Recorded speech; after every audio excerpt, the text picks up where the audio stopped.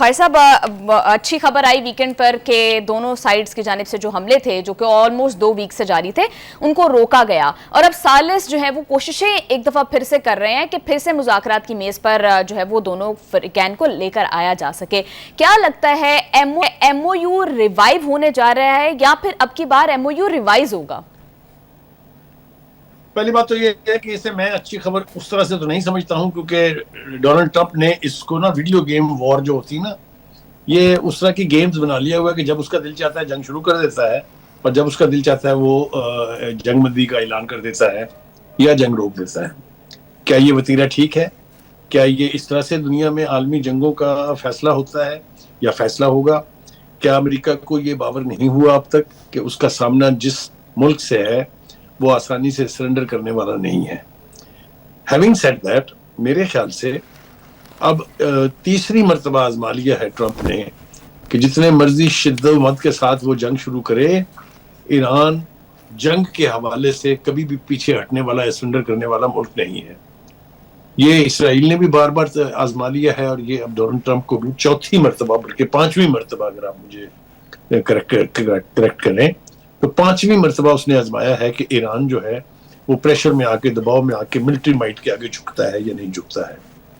یہ تو طے ہو گیا کہ ایرانین نیشن مرتی مر جائے گی، لیکن وہ امریکہ کے سامنے سرنڈر کرنے نہیں جا رہی ہے، اور نہ ہی اسے کرنا چاہیے۔ یہ میرے خیال سے دنیا کی تاریخ کا ایک نیا چیپٹر لکھا جا رہا ہے۔ فرسٹ ورلڈ وار اور سیکنڈ ورلڈ وار کے بعد جتنی بھی جنگیں ہوئی ہیں ان میں میرے خیال سے یہ ایک اپنی طرح کی مثال ہے جس میں جذبہ، قومی اتحاد، لیڈرشپ کی کوالٹی، یہ سب چیزیں میٹر کرتی ہیں، اور جتنا بھی بڑا دشمن ہو، جتنا بھی طاقتور دشمن ہو، اس سے نپٹا جا سکتا ہے۔ تو ایک تو باور ہو گیا ہے ٹرمپ کو کہ ہم توپوں سے، جہازوں سے، نیول فلیٹ سے تو ایران کو نہیں ہرا سکتے، لہٰذا اس کو واپس جانا ہے۔ دوسرا پریشر اس کے اوپر سب سے بڑا جو ہے وہ ہم کئی بار ڈسکس کر چکے ہیں، وہ ہے ڈومیسٹک۔ ڈومیسٹک پریشر ٹرمپ کے اوپر از انارمس اگین، وہ چاہے ان کے الیکٹڈ انسٹیٹیوشنز ہوں، چاہے وہ وہاں کی پبلک اوپینین ہو، چاہے وہ ایڈمنسٹریشن کے اندر دراڑیں ہوں، چاہے ان کی فوجی ملٹری لیڈرشپ کے اندر اقتصاد ہو، یہ ساری چیزیں بھی بہت بڑا پریشر ہیں ٹرمپ کے اوپر، اور یہ بازگشت ہمیں سنائی دے رہی ہے، چاہے وہ سینٹ کی تقریریں ہیں، چاہے وہ کانگریس میں تقریریں ہیں۔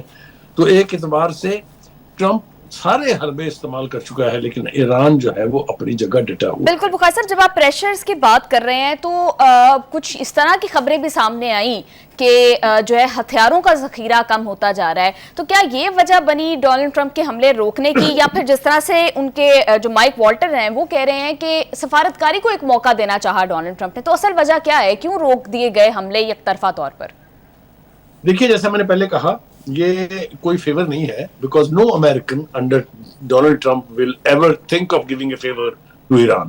تو یہ جو گراؤنڈ ریالٹیز ہیں وہ ان کے سامنے کھڑی منہ چڑھا رہی ہیں کہ آپ جو مرضی کر لیں، ایران نے بج نہیں کرنا ہے، ایران نے سرنڈر نہیں کرنا ہے، چاہے ان کے ہتھیاروں کا معاملہ ہو۔ آپ دیکھیے نا، وہ سارے حربے جو ایک ٹیرر کی نشانی تھے امریکہ کے حوالے سے ایز اے ملٹری پاور، وہ استعمال ہو چکے ہیں۔ 2 ایئر کرافٹ کیریئر جو ہیں وہ یہاں سے جوتیاں کھا کے زخمی پرندوں کی طرح سے پلٹ چکے ہیں۔ کسی نے جا کے یونان کی کسی ورکشاپ میں اپنی مرمت کرائی ہے، تو دوسرا جا کے کئی سینکڑوں میل دور جا کے چھپ گیا ہے تاکہ ڈرونز اور میزائل جو ہیں ایران کے وہ اس تک نہ پہنچ سکیں۔ یہی حال ہوا ان کی ایئر فورس کا، جس کی متھ اور مائٹ کے بارے میں بڑے بلند و بانگ دعوے کیے جاتے تھے۔ F-35 استعمال کر کے انہوں نے دیکھ لیے، F-15 استعمال کر کے انہوں نے دیکھ لیے، وہ سارے کے سارے جو ہیں حربے استعمال کر چکا۔ لیکن ایران، میں یہ بالکل نہیں کہہ رہا ہوں کہ ایران کا نقصان نہیں ہو رہا ہے، ایران کا نقصان ہو رہا ہے، ظاہر ہے وہاں عمارتیں گر رہی ہیں، ظاہر ہے وہاں شہادتیں ہو رہی ہیں، یہ سب ٹھیک ہے، لیکن یہ قوم کا جو ریزالو ہے ٹو سسٹین اٹ، کہ یہ ہونے دیں، ہم یہ قربانی دیں گے، لیکن اپنی انا، اپنی پریسٹیج، اپنے آنر کے اوپر حرف نہیں آنے دیں گے۔ اصل قوت یہ ہوتی ہے۔ امریکن ڈونلڈ ٹرمپ کی جو جنگ ہے اس کے پیچھے اس کے اپنے عوام نہیں ہیں، اس کے پیچھے اس کے انسٹیٹیوشنز نہیں ہیں، وہاں پر اس کے جنگ کے اختیارات کو کرٹیل کرنے کی ریزولوشنز 2 دفعہ 2 ہاؤسز سے پاس ہو چکی ہیں۔ اس کے خلاف 80 لاکھ 90 لاکھ لوگ سڑکوں پر نکل کے آ کے نو کنگ نو وار کے نعرے لگا چکے ہیں۔ تو Trump is playing a absolute wild game. جی جو اس کا پولیٹیکل کیریئر تو خیر ویسے بھی ختم ہونے والا ہے، لیکن اس کی سیکنڈ ٹرمز کا تو چونکہ سوال نہیں ہے کانسٹیٹیوشن کے مطابق، لیکن وہ جاری رکھ پائے گا اپنی صدارت کے نہیں، اس کے اوپر سوالیہ نشان اٹھ رہے ہیں. اور نومبر میں ہونے والے مڈ ٹرم الیکشن جو ہیں وہ میرے خیال سے سیاسی طور پہ اس کا مکمل طور پہ بیڑا غرق کریں گے، کوئی دو رائے اس کے بعد. بخاری صاحب، ثالث جو ہے وہ یہ بات کر رہے ہیں کہ 9 جولائی والی پوزیشن پر دونوں جو ہیں وہ واپس چل جائیں، 15 دن کے لیے ایٹ لیسٹ جنگ بندی کریں. تو آپ کو کیا لگتا ہے کہ ایم او یو جیسے ان اٹ سیلف تھا اسی طرح سے اسی شکل میں ریوائیو کر دیا جائے گا، یا پھر اس کے اندر کچھ ریویژنز کی جائیں گی، کچھ مزید کلیئرٹی آئے گی، اور پھر حوثیوں کا معاملہ بھی کیا اب ایم او یو کا حصہ ہوگا؟ دیکھیے، آپ کے سوال میں بہت سے اہم پہلو ہیں، میں کوشش کرتا ہوں اس کا جواب دینے کی. دیکھیے، پہلی بات تو یہ ہے کہ who has dishonored a memorandum of understanding? Clearly, violation has been done by Israel, by America. لہٰذا ایران کو تو آپ ایکیوز نہیں کر سکتے، کیونکہ ہر بار حملے میں پہل جو ہے وہ امریکہ نے کی ہے. اب اس نے اپنے اس چہیتے کو، وہ جو اس کی ناجائز اولاد ہے، اس کو تو چپ کرایا ہوا ہے، کیونکہ اس نے پہلے 12 روزہ جنگ میں اور پھر اب یہ 38 روزہ جنگ میں جوتیاں کھا کے دیکھ لیا ہے. پوری کی پوری قوم چوہوں کی طرح سے زمین کے اندر جو ان کے بنکرز ہیں ان میں سورج تک نہیں دیکھ پائی ہیں. تو اس لیے اس کے چپ ہونے کی وجہ تو ہمیں سمجھ میں آتی ہے. رہ گیا امریکہ نے اپنی اس جنگ کے کھیل میں اپنے اتحادیوں کی ایسی کی تیسی کر دی ہے، ایسی کی تیسی کروا دی ہے. یعنی دیکھیے، یہ اسٹیٹڈ پوزیشن ہے ایران کی، اور میں سمجھتا ہوں کہ ایک انڈیپینڈنٹ ملک کے تحت ان کی یہ پالیسی بالکل واضح ہے کہ خلیج کے وہ ممالک جہاں امریکی اڈے موجود ہیں، وہاں سے اگر ہمارے اوپر حملے کے لیے جہاز اڑیں گے یا وہاں سے میزائل فائر کیے جائیں گے تو we will return fire to those countries. مجھے بتائیں، اس میں چاہے وہ یونائٹڈ نیشن کا چارٹر ہو، چاہے وہ جنیوا کنونشن ہو، کہاں وائلیشن ہے؟ تو Iran is defending. Iran is not committing aggression. Aggressor is United States of America. اور جہاں کہیں بھی اس کے انٹرسٹ ہوں گے اس کو ہٹ کرنا، میں سمجھتا ہوں کہ قانونی طور پر، اخلاقی طور پر اور جنگی طور پر بھی ایران کا حق ہے. ایک بات تو یہ ہے. دوسری بات، آپ نے پوچھا کہ کیا میمورینڈم آف انڈرسٹینڈنگ جو ہے اس پر واپس جایا جا سکتا ہے یا اس میں کوئی ریویژن ہوگی. دیکھیے، پہلی بات تو یہ ہے کہ ایران کی کنسسٹنٹ پالیسی یہ رہی ہے، اور اس کے ہر ایک لیڈر نے یہ بات کہی ہے کہ امریکہ از ناٹ ٹرسٹ وردی. امریکہ کبھی اپنی کمٹمنٹ پر کھڑا نہیں ہوتا ہے، اور یہ امریکہ نے ثابت بھی کیا ہے. ڈونلڈ ٹرمپ نے جتنی بھی بار حملہ کیا ہو، ہر بار اس نے ایک فالس پریمیسز کو بنیاد بنا کے چڑھائی کی ہے ایران کے اوپر. نہ اسے خیال ہے کہ یہ شہری آبادیاں ہیں، نہ اسے خیال ہے یہ کہ یہ ذرائع آمد و رفت کے پل ہیں. وہ ہر اس چیز کو نشانہ بنا رہا ہے جس سے وہ سمجھتا ہے کہ ایران بج کرے گا. لیکن وہ ہم نے دیکھا پچھلی جب ایکٹیو وار چل رہی تھی تب بھی، اور اس کے بعد کے وائلیشن میں بھی، کہ جہاں کہیں کوئی خطرہ محسوس کیا جاتا ہے یا جہاں کہیں کوئی تباہی ہوتی ہے، اس کے تدارک کے لیے، اس کو ریبلڈ کرنے کے لیے ایران کی طرف سے کمال کی ایفرٹس کی جاتی ہیں. یہ حال تہران کے اندر جن پلوں کو نقصان پہنچا تھا، بالکل ٹھیک ہے. جن بجلی گھروں کو نقصان پہنچا تھا، ان کی ریسٹوریشن. بخاری صاحب، لیکن کیا ایم او یو کہاں سے ریوائیو ہوگا؟ اور پھر دوسری بات یہ ہے کہ حوثیوں کی میں نے بات کی، تو بخاری صاحب کیا حوثیوں کا معاملہ، کیونکہ وہ ثالث یعنی پاکستان کا بھی ایک بہت بڑا کنسرن ہے، تو کیا اس دفعہ ایران جو ہے وہ اس بات کی گارنٹی دے گا کہ وہ حوثیوں کو لگام ڈالیں گے کہ وہ سعودی عرب پر اٹیک نہ کریں؟ تین چیزیں بالکل واضح ہیں.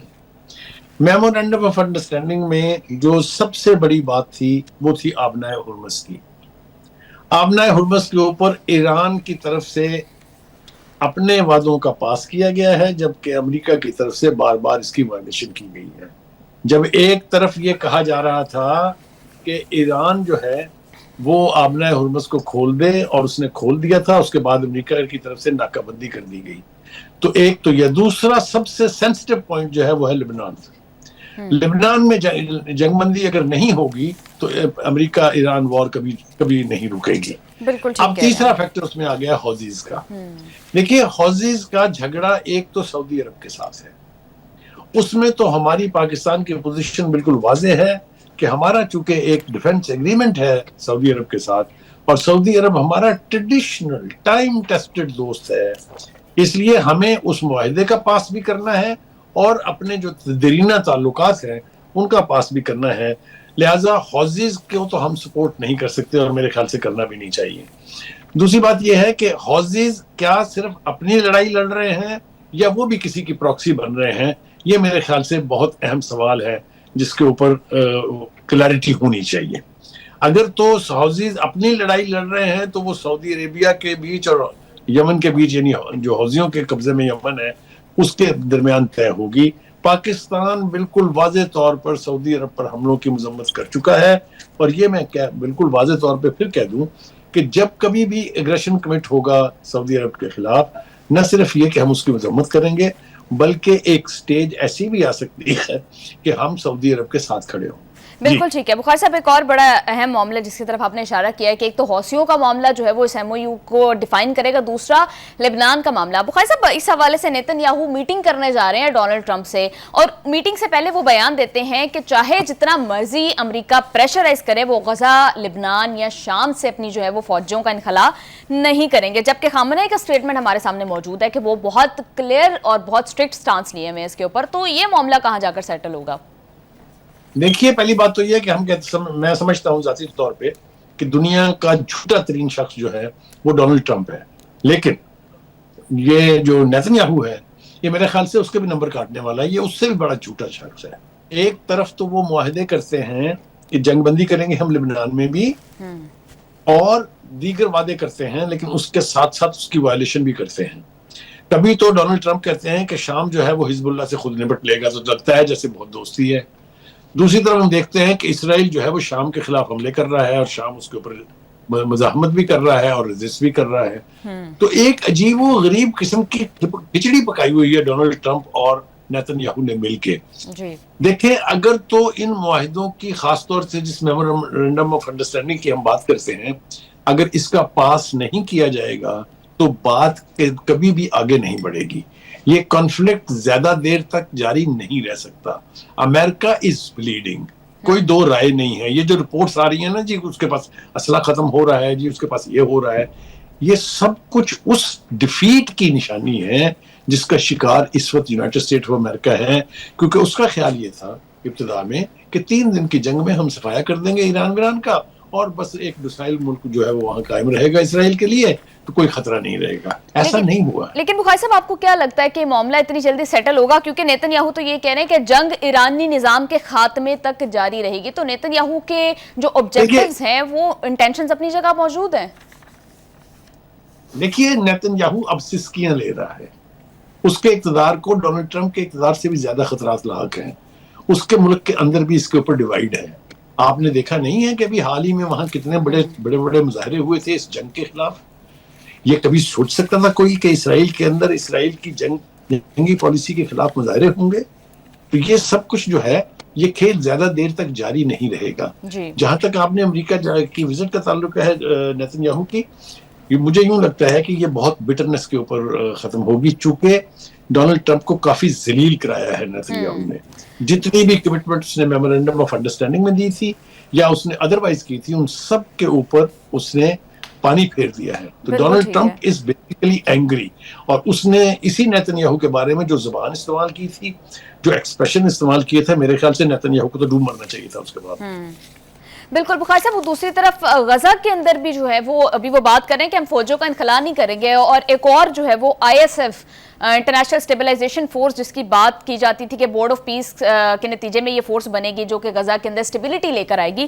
لیکن جس قسم کی شرائط اسرائیل کی جانب سے رکھی گئی ہیں، یہ تو یوں لگ رہا ہے کہ آئی ڈی ایف کا نام بدل کر اس کو آئی ایس ایف رکھ دیا گیا ہے. دیکھیے، آپ نے کہا بالکل ٹھیک ہے کہ اگر ان خواہشات پر جس کا اظہار اسرائیل کی طرف سے کیا گیا ہے، اگر اس کے اوپر آنی ہے انٹرنیشنل اسٹیبلائزیشن فورس، تو بہتر ہے کہ آئی ایس ایف کو ہینڈ اوور کر دیا جائے. یہ سب کچھ بالکل، یہ آبزرویشن بالکل ٹھیک ہے. اس لیے کہ وہ کیا کہہ رہے ہیں کہ ایسے ملک کی فوجیں ہوں جو اسرائیل کو تسلیم کرتی ہیں، یہ ہو وہ ہو، اے بی سی ڈی، کوئی حد ہی نہیں ہے ان کی کنڈیشنلٹیز کی. تو مجھے بتائیے یہ کیا عمل لائیں گی وہاں پر آ کے؟ تو بورڈ آف پیس جو ہے اب اس کو چاہیے کہ وہ اپنی پوزیشن اسرٹ کرے، اس لیے کہ وہاں پر اگر مسلم ممالک کی افواج نہیں ہوں گی، جس طرح پہلے طے ہوا تھا کہ ایجپٹ کی فورسز ہوں گی، اس میں ترکی کی ہوں گی جس کے اوپر نیتن یاہو کو بہت اعتراض تھا، انڈونیشیا نے آفر کی تھی. تو کہنے کا مطلب یہ ہے کہ اگر تو آپ نے وہاں پر اسرائیل کی مرضی اور اس کی اپروول سے فوجیوں کو آنے کی اجازت دینی ہے، تو اس سے بہتر ہے کہ اسٹیٹس کو جو ہے جاری رہے. یہ بہت ہی خوفناک صورتحال ہے. یہ مجھے کسی بھی طرف جاتی دکھائی نہیں دیتی ہے. اگر ڈھٹائی نہ چھوڑی نیتنیاہو نے یا ٹرمپ نے تو یہ بات اس سے بھی بدتر ہونے کے امکانات ہیں، وہ بہت واضح ہیں. جی بالکل ٹھیک. بخاری صاحب، پاکستان جو کہ ایک ثالث کا کردار ادا کر رہا ہے، بہت سارے چیلنجز بھی فیس کرنے پڑے ہیں حوثیوں اور سعودی عرب والے معاملے کے اوپر بھی، اور پھر ابھی ایک نیا دفاعی معاہدہ جو ہے وہ کویت کے ساتھ پاکستان کا ہوا ہے. کیا اہمیت سمجھتے ہیں اس کی ان دا کرنٹ سچویشن؟ پاکستان کو اس کا کیا فائدہ ہوگا؟ پہلی دفعہ مجھے آپ کو یاد کرانا پڑ رہا ہے. اگر آپ کو یاد ہو تو ہم نے یہ کہا تھا کہ جو معاہدہ ہمارا سعودی عرب کے ساتھ ہوا ہے اس کی ایکسپینشن کے بہت چانسز اور بہت امکانات ہیں. ہم نے تو نام بھی لیے تھے جن ممالک کے جو اس میں شامل ہو سکتے ہیں. کویت آ گیا ہے، قطر بھی آئے گا اس میں، ترکیہ بھی آئے گا اس میں، اور ایجپٹ بھی آئے گا اس میں. یہ ایک براڈر الائنس بنتی میں دیکھ رہا ہوں، and this is going to be a military alliance. میں بہت زیادہ حقائق سے ہٹ کے نہیں کہہ رہا ہوں. There is a possibility that there is a sort of an Islamic NATO. تو کیوں نہیں ہونی چاہیے؟ نہ ان کے پاس وسائل کی کمی ہے، نہ ان کے پاس ہیومن پاورز کی کمی ہے، نہ ان کے پاس ٹیکنالوجی کی کمی ہے. اس کے اندر ایک اٹامک ملک جو ہے وہ شامل ہوگا، شامل ہے. تو یہ تو ایک بہت خوفناک، I think the West and the Americans must be thinking کہ یہ کس طرف کو جا رہی ہے صورتحال. اور اگر یہ معاہدہ سعودی عرب کے ساتھ جو پاکستان کا معاہدہ ہوا ہے اسے کس طرح سے مختلف سمجھتے ہیں آپ اسے؟ یہ اس کے اندر it is a first step towards that. اگر آپ اس کے پورے ٹیکسٹ کو پڑھیں جو اپروو کیا گیا ہے کویت کی حکومت کی طرف سے، تو اس میں ملیٹریلی ہر وہ پاسبلٹی، ہر وہ ایلیمنٹ شامل ہے جو کسی بھی دو ایسے ممالک کے درمیان ہوتا ہے جو فیوچر میں یا جلد کسی ایک ملٹری پیکٹ کا حصہ بننے جا رہے ہیں. میں یہ سمجھتا ہوں کہ دس از اے پریلیوڈ ٹو اے ملٹری پیکٹ. یہ اسی طرح کا ڈیفنس ایگریمنٹ ہوگا یعنی کویت کے ساتھ بھی جس طرح سعودی عرب کے ساتھ ہوا ہے. آئی تھنک اس کے دو پہلو ہیں. ایک اس کا پہلو یہ ہے جس کی طرف میں نے اشارہ کیا کہ یہ ایک ایسی قوت بننے جا رہی ہے یا بنتی جا رہی ہے جو نیٹو کی طرز کے اوپر ایک اسلامک فورس جو ہے وہ تشکیل پائے گی. بالکل اور ٹھیک ہے. دوسری طرف اس کا جو اہم پہلو جی بالکل. مختصر صاحب، اس معاہدے کو جو کویت کے ساتھ پاکستان کا ہو رہا ہے ڈیفینیٹلی پاکستان کی دفاعی صلاحیتوں کا اعتراف ہے، لیکن this has sparked a debate as well کہ کیا یہ معاہدہ پاکستان کو مڈل ایسٹ کے اندر جو کہ اس ٹائم پر انریسٹ اور انسٹیبلٹی کا شکار ہے اس کی جنگوں کے اندر دھکیل رہا ہے؟ دیکھیے، آپ اس کو دونوں طرح سے دیکھ سکتے ہیں. جو لوگ پاکستان کے بڑھتے قد کے خلاف ہیں، جو پاکستان کی جو اس وقت انٹرنیشنل اہمیت بڑھ رہی ہے جو اس کے خلاف ہیں، وہ تو اس کے بارے میں نیگیٹو اپروچ رکھیں گے. لیکن میں آپ کو ایک بات بتاؤں، ایک ریئلائزیشن تمام مشرق وسطیٰ کے ممالک میں آتی جا رہی ہے کہ ٹرسٹنگ امریکہ for their defence is just a non entity. یعنی یہ نہ قابل اعتبار ہے، نہ ہی اس کے اوپر اعتماد کیا جا سکتا ہے. Therefore یہ ممالک which are oil rich، جن کے پاس پیسے کی کوئی کمی نہیں ہے، وہ ایک ایسا ڈیفنس سسٹم ضرور بنانا چاہیں گے جس میں ان کو امریکہ کی غلامی سے نجات مل سکے. بالکل ٹھیک ہے. بخاری صاحب، ابھی یہ جنگ جو ہے اس کا دائرہ کار ہم ایک دفعہ پھر سے پھیلتا دیکھ رہے ہیں. ابھی یوکرین کی جانب سے جو ایران کے جہازوں پر اٹیک کیا گیا ہے، کیا آپ کو لگتا ہے کہ یہ نیٹو اب اس جنگ میں اور یورپ اس جنگ میں شامل ہوتا جا رہا ہے؟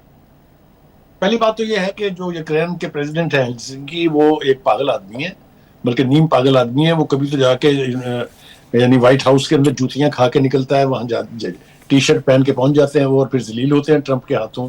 تو وہ تو ایک ڈگڈگی بجانے والا بندہ ہے. میرا خیال یہ ہے کہ یہ حرکت جو ہے ان کو بہت مہنگی پڑے گی، اس لیے کہ ایران کی طرف سے اس ریزالو کا اظہار کیا گیا ہے کہ اس طرح کا حملہ جو ہے یہ ان آنسرڈ نہیں جائے گا. اور یہ انہوں نے پوری دنیا کو باور کرا دیا ہے، پورے ویسٹ کی انہوں نے یورپی یونین کو بھی بتا دیا ہے، انہوں نے دیگر جو سٹیک ہولڈرز ہیں ان کو بھی بتا دیا ہے کہ یہ ہو نہیں سکتا کہ ایران کے جہاز پر حملہ ہو اور ہم چپ کر کے بیٹھ جائیں یا درگزر سے کام لیں. یہ تو سن لیں گے آپ بہت جلد. دیکھیے، جو جہاں تک ایران کے روس کو ہتھیار فراہم کرنے کا جواز ہے، یہ تو ایک احمقانہ بات ہے. رشیا کو کسی کا اسلحہ نہیں چاہیے. ہاں، جہاں تک ڈرون ٹیکنالوجی کا تعلق ہے، چونکہ اس کے شاہد ڈرون جو ہیں اس نے امریکہ اور اسرائیل کی مت مارے رکھی ہے. क्योंकि उन अभी तक किसी को ये समझ ही नहीं आ रही कि ये क्या टेक्नोलॉजी है, बिल्कुल। लिहाजा रशिया ने कॉपरेशन के तहत, क्योंकि डिफेंस एग्रीमेंट है उनका ईरान के साथ, उसके तहत अगर टेक्नोलॉजी ट्रांसफर की है तो इसका मतलब हरगिज ये नहीं है कि ईरान उस जंग का हिस्सा है। मुझे ये बताइए कि इसराइल को जो असला अमेरिका दे रहा है, तो इसका मतलब ये है कि अमेरिका और वेस्ट के दीगर वो सारे मुल्क जो इसराइल को असला दे रहे हैं, जो फंडिंग कर रहे हैं, वो सारे जंग का हिस्सा हैं। तो ये तो इजम्पशन जो है या ये जवाब पेश करना जो है, ये हमाकत की एक और दलील है। बिल्कुल। बुखार साहब, क्या ब्रिटेन की पोजीशन आप तब्दील होती देख रहे हैं? क्योंकि केयर स्टार्मर तो प्रेशर को हैंडल करते रहे हैं, लेकिन अभी देखा गया है कि ब्रिटेन तैयार है अपनी बेसिस देने के लिए भी, और फिर वहां से उड़े भी वो जेट जिन्होंने जाकर ईरान पर बमबारी की। तो क्या अब करंट प्राइम मिनिस्टर वो उस तरह से प्रेशर को हैंडल नहीं कर पा रहे हैं, या फिर अमेरिका का साथ देंगे इस जंग में? देखिए, पहली बात तो ये है कि नए प्राइम मिनिस्टर जो हैं उनको या तो अंदाजा नहीं है कि जो बरतानिया के अवाम हैं उन्होंने कितने वाज़ेह तौर पर हजारों नहीं लाखों की तादाद में सड़कों के ऊपर निकल कर इसराइल की मजम्मत की है, इसराइल को एग्रेसर करार दिया है, अमेरिका को इस जंग का हिस्सा बनने से रोकने की बात की है। नए नए हैं, चख लेंगे मजा वो अगर इस पॉलिसी को जारी रखेंगे। ये बहरहाल पहली दफा हुआ है, आपने ठीक कहा कि स्टार्मर ने बहुत रेजिस्ट किया था अमेरिका को, और इन्होंने आते ही उनको न सिर्फ अड्डे इस्तेमाल करने की इजाजत दी है, बल्कि अड्डे इस्तेमाल हुए हैं। ईरान की तरफ से तो बाकायदा ये इल्जाम लगाया गया है। तो महंगा पड़ेगा उनको, ये अब काम सस्ता नहीं रह गया है। ये जंग जो अमेरिका नहीं जीत सका, वो जंग जो इसराइल और अमेरिका मिलकर नहीं जीत सके हैं, वो जंग जो खलीजी ममालिक के ताबन के बगैर नहीं जीती गई है, वो यूरोप तो डरपोक लोग है ना, उनकी कोई फौज है ना कोई कुछ है, उनको तो छोड़े आप। इस वक्त मैं बात को बहुत आगे ले जाना नहीं चाहता। ठीक है, जो भी बुखारी साहब बिल्कुल ठीक कह रहे हैं, इस जंग के अंदर शामिल होगा उसको इसकी कीमत चुकानी पड़ेगी।